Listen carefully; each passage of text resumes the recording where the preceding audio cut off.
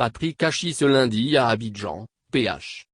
L'ouverture du 27e congrès de l'Union postale universelle, UPU, a eu lieu aujourd'hui à Abidjan, capitale économique ivoirienne, en présence des premiers ministres ivoiriens et maliens, respectivement Patrick Hachi et Chegal Mega. Au nom du président de la République, Alassane Ouattara, le Premier ministre ivoirien a salué la tenue de ce congrès en terre africaine après la rencontre de l'Égypte en 1934.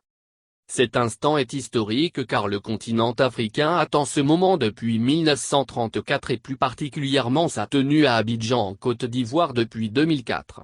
C'était en effet au congrès de Beijing que la Côte d'Ivoire a été élue pour la première fois pour abriter ce congrès. Malheureusement, la situation sociopolitique d'alors en a empêché la survenue. Puis ce fut le tour du Kenya qui aurait dû abriter ce congrès en 2008. Et là encore, la situation intérieure que vivait le pays ne l'a pas permis. On avait fini par croire que le congrès fuyait l'Afrique. Aujourd'hui le congrès se tient à Abidjan, quel honneur, quelle fierté pour tout un continent, tout un pays, a déclaré Jérôme Patrick Hachi. Cliquez pour agrandir l'image. Il a soutenu que le congrès mondial de l'UPU est un événement dont chacun mesure l'ampleur, l'importance stratégique pour au moins 3 raisons. La première raison est définie par la nature même des enjeux de ce congrès. En effet, la Poste constitue une industrie de services, absolument essentielle aux hommes pour la transmission et l'échange d'informations comme de biens. Cette industrie fut jugée à ce point stratégique qu'elle fut souvent un service public national. Aujourd'hui parfois privé et dont le devenir ne laisse jamais indifférent, ni un citoyen, ni un décideur public. Sa valeur même fut démontrée lors du choc mondial provoqué par la pandémie. Au sens où alors que des mesures de confinement furent imposées partout dans le monde, les opérateurs postaux furent parmi les rares acteurs économiques à qui fut demandé de maintenir leur activité dans la plupart des pays.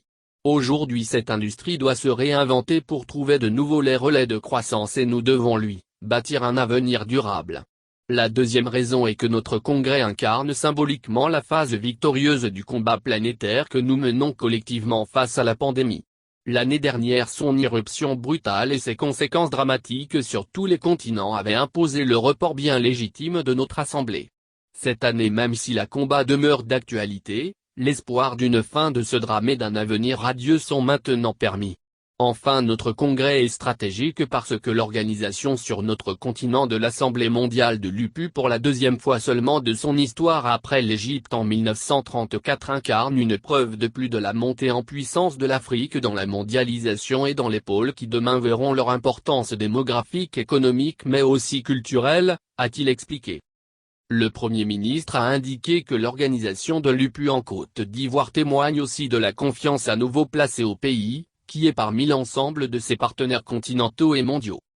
C'est une reconnaissance qui valorise le chemin de renaissance et reconstruction accompli avec humilité et abnégation depuis une décennie ainsi que l'environnement de stabilité et de paix durable retrouvé grâce à la vision et au leadership de son Excellence, Alassane Ouattara, a ajouté Patrick Hachi. Le Premier ministre a remercié tous les pays membres de l'UPU, en particulier l'Éthiopie et la Tunisie, qui ont bien voulu retirer leur candidature, soutenir fraternellement celle de la Côte d'Ivoire pour que ce sommet puisse se tenir sur le continent africain.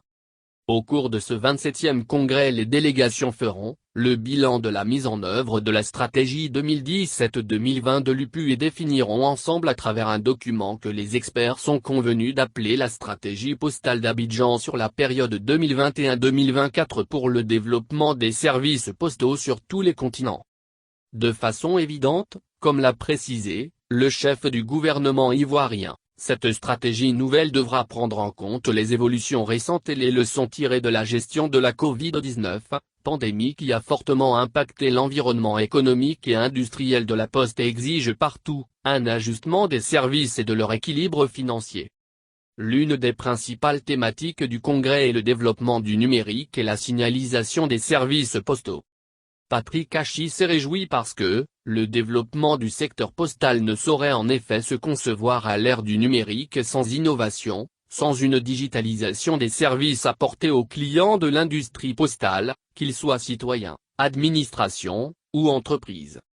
Selon lui, Cette digitalisation sera aussi le moyen de réduire la fracture postale entre les pays et de garantir la pérennité de l'usage postal à l'intérieur de chaque État par les générations nouvelles de particuliers d'entrepreneurs pour lesquels le digital est un mode de vie évident et permanent. Cette cérémonie d'ouverture a été marquée par les allocutions du ministre Roger Adom Félix, du président du Congrès, de Souleymane Diakité Koti, directeur général du Bureau international de l'UPU, Bichar Abdirahmane Hussein.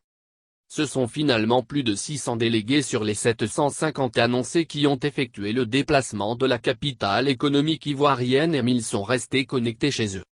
Le ministre ivoirien de l'économie numérique et des télécommunications et de l'innovation a rappelé que depuis les indépendances son pays a adhéré à l'UPU et a mentionné que les travaux de ce 27e congrès va définir les orientations du cadre postal mondial des 4 prochaines années.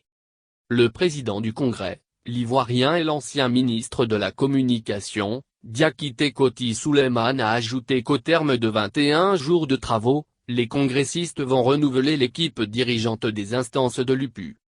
Il a indiqué que le rôle que lui a assigné les autorités ivoiriennes est de veiller au bon déroulement de tous les travaux. En tant qu'arbitre, le président Diakité a exhorté les participants à privilégier le consensus, promettant en retour privilégier la carte de la neutralité.